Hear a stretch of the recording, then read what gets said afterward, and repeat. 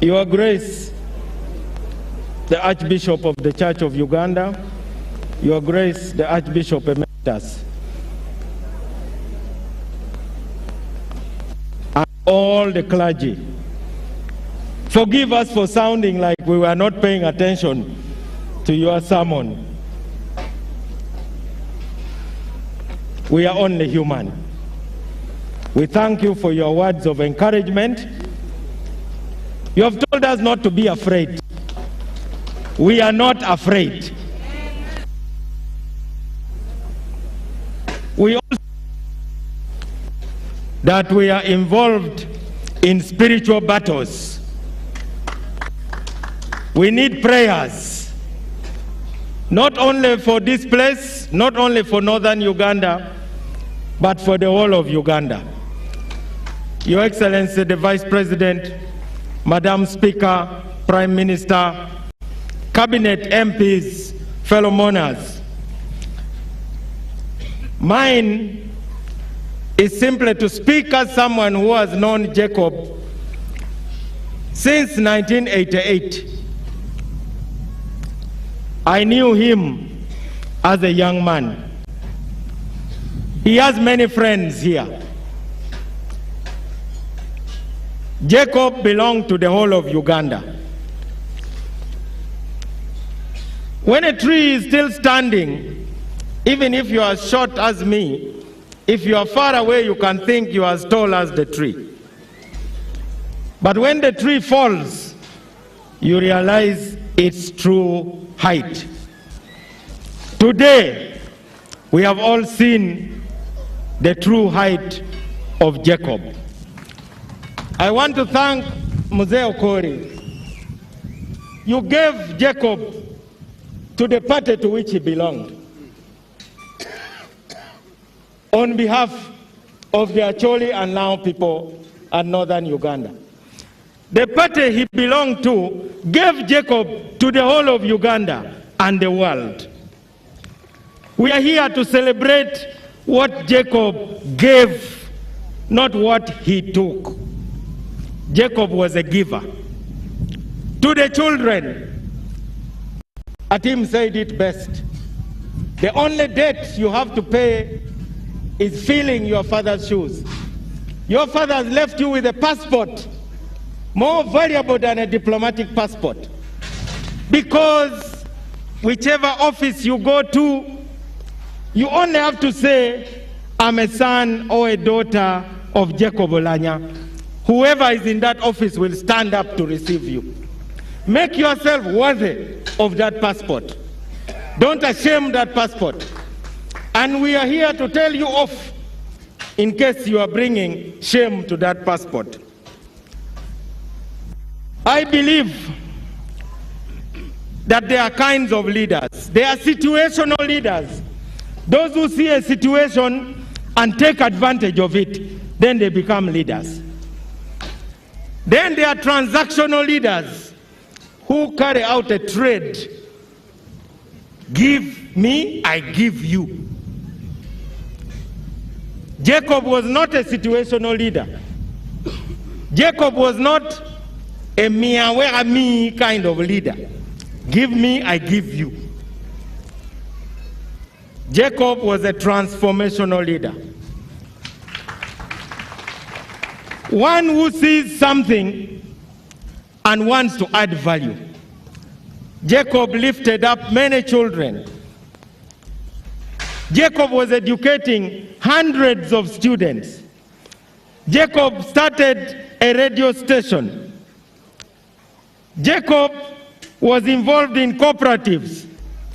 Jacob was the biggest promoter of Atiak sugar. Jacob was our voice in the nation.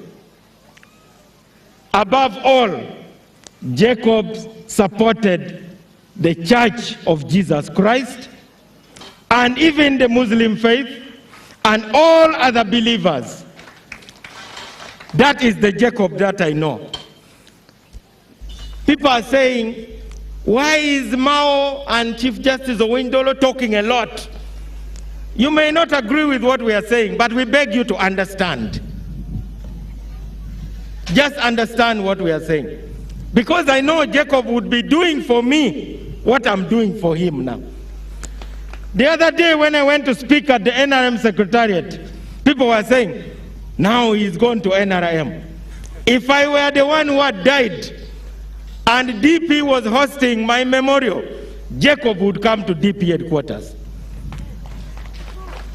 I knew who he loved. He loved very many friends. Jacob had support from all over Uganda. You will be surprised that among his strongest supporters, even for the race of speaker, was the Busoga caucus. You will be surprised. You know, I understand Africans are superstitious. When you are dead, they all feel they must say only good things, fearing that you may do something to them. So even those who mocked him while he lived now are praising him to the heavens. To the young people, before you take up leadership, be ready. Jacob was ready by the time he assumed office. He was our speaker in Makerere University. He was a pillar of support to me. Jacob was kind. When I collapsed one time in 2014, Jacob called every general in Uganda, telling them to find a helicopter to take me from Gulu to Entebbe. General Temawine should be here. Jacob called him like 20 times. General Mao is dying. What will you tell the people if Mao dies? You always say you are the biggest general. You order a helicopter to go and take Mao. Jacob did that for me. When I was campaigning for parliament, Jacob gave me his entire salary so that I could come and fight here. I believe we are mourning because we knew what he still had to offer. So what do we give back? We have started the Jacob Oulanyah Education Foundation. The directors are people who are reputable. We have got the Chief Justice as the chair. We have got the Speaker of Parliament among the directors. I am there. Honorable Robert Mao, who is the chairman of the NRM Entrepreneurs League. He's there. We have got Senior Counsel Francis Gimara. We have got Mr. Francis Emuna, his brother. We have got his sister-in-law, Stella Yodon. And we have got Frank Othembi, Counsel, Director of Law Development Center. And another friend, Stephen Kajubi Sepuya. People are attacking their Acholi leaders, attacking our MPs, that they want to receive money from government. That is untrue. When we launched this foundation, it is the Acholi community that put together the first 165 million shillings. 165 million shillings from the Acholi community towards this foundation to take care of these children and other dependents. Now, the Speaker of Parliament, through a motion moved by Honorable Beatrice Anywa, has announced that members of Parliament individually are contributing a total of 554 million shillings towards that foundation. I'm saying this because people talk a lot how they will love the children, how they will visit them, how they will take care of them. The moment the body has been lowered, that is it. Me, I'm a straight talker. I don't want to pretend. I'm 55 years old.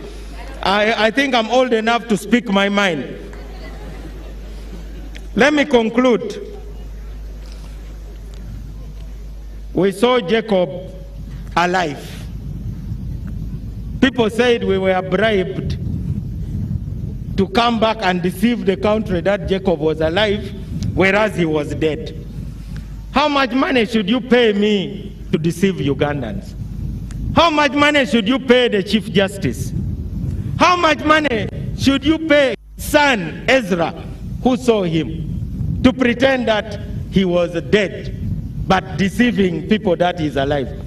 How much should you pay the daughter, Diana? How much money would you have to pay the Speaker of Parliament or his brother? I believe very strongly that we had the privilege of seeing him. The only word they heard him say was the Chief Justice's name, Chigamoi. He opened his eyes and saw us. Tears were streaming out of the corners of his eyes. It was as if he was telling us, don't cry for me, I'm crying for you. He was crying for us, crying for Acholi, northern Uganda, and the world in which we live. I wish, Jacob, my brother, you were alive to see the love that people are showering you with. You should be here. I know the world did not treat you as fairly as you deserved. But that is the world. We are in the Easter season.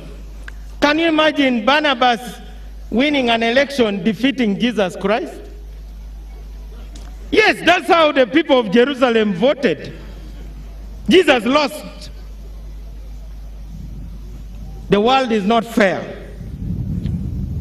Tomorrow, the Chief Justice has convened a meeting of leaders here in the compound of Museo Kori. That is where we shall talk our issues. That's where we shall sort out all the issues, how he died, his illness, all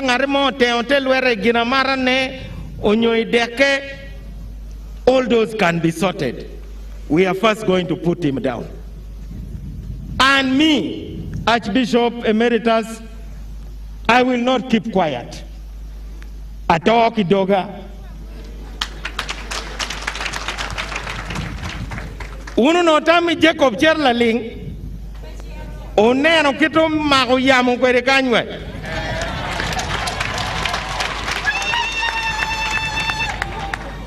Jacob pero Cherlaling. Ubinu we odano we wicheng.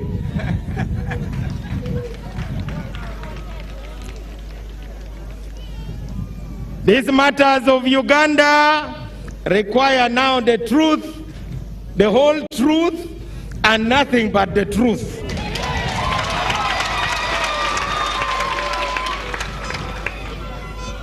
Not just about Jacob, but the whole of Uganda.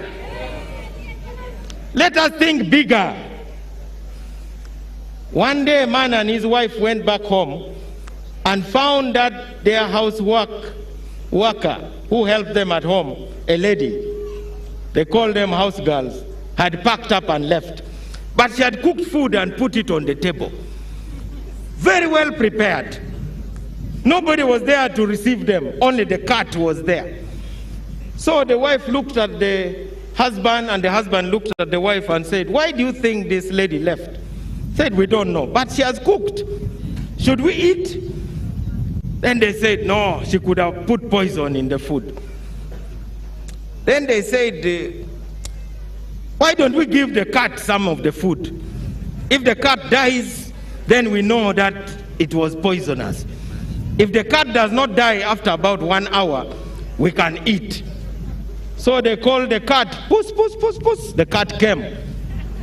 They gave the cat each a bit of food from every plate. And then they stayed talking. Then the neighbor ran into the house and said, oh, Mr. and Mrs. So-and-so, your cat has died. So but the cat had taken long without dying and they had eaten. Unfortunately. So they now looked at each other and said, well, the cat hadn't died within an hour. We ate. But now the neighbor says the cat has died. They now knew they were dying.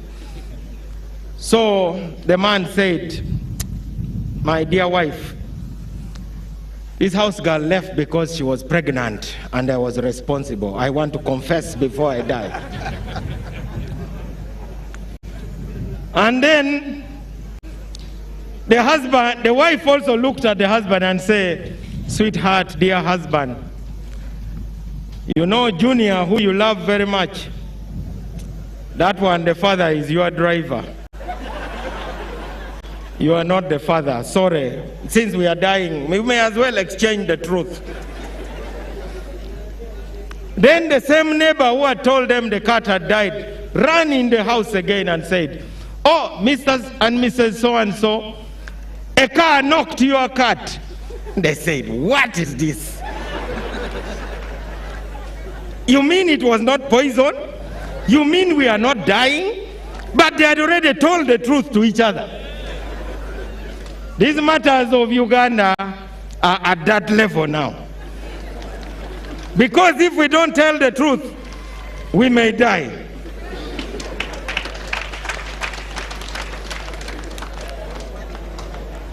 Fellow mourners, me, Chief Justice, the Speaker, Health Minister, and a mourner went to Seattle. We left you praying. We quarreled with those people who went to demonstrate outside the hospital. We asked God, give us Jacob back alive so that we can walk with him through the VIP lounge, with him walking with swagger as usual. We asked God. God decided not to give us Jacob. We told God, don't make us be ashamed. Don't shame us. Don't let those demonstrators laugh at us that your man has died, no matter what you do. Whether you fly him in Uganda Airlines, whether you spend millions of dollars, we told God, save us from that shame. Jacob died, and we came back with our heads down. A preacher from St. Francis Chapel, Makerere, told us that sometimes God can answer your prayer the way you want. Sometimes God can refuse to answer the prayer. But sometimes God decides to do something else that you didn't even ask for. So now I'm here to send Jacob. Jacob, you are listening. You are meeting people like Lokech, he's there. You are meeting Walter Ochora. You are meeting General Kera. You are even meeting the man we call First Blood, Brigadier Pierino Koya. Tell God that since he has not given us what we wanted, let him do something in this country.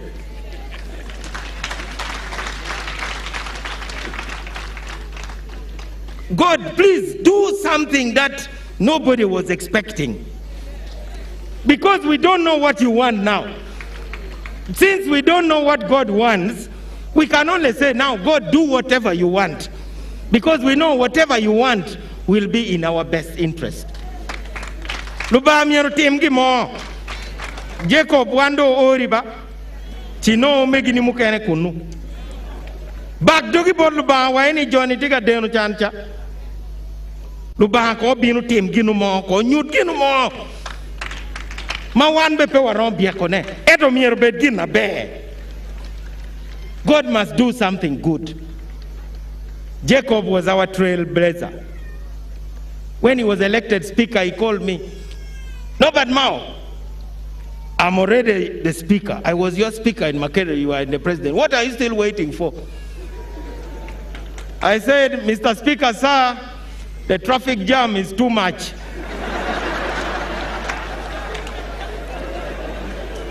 And then he laughed. We are still in the jam. May Jacob's soul rest in eternal peace.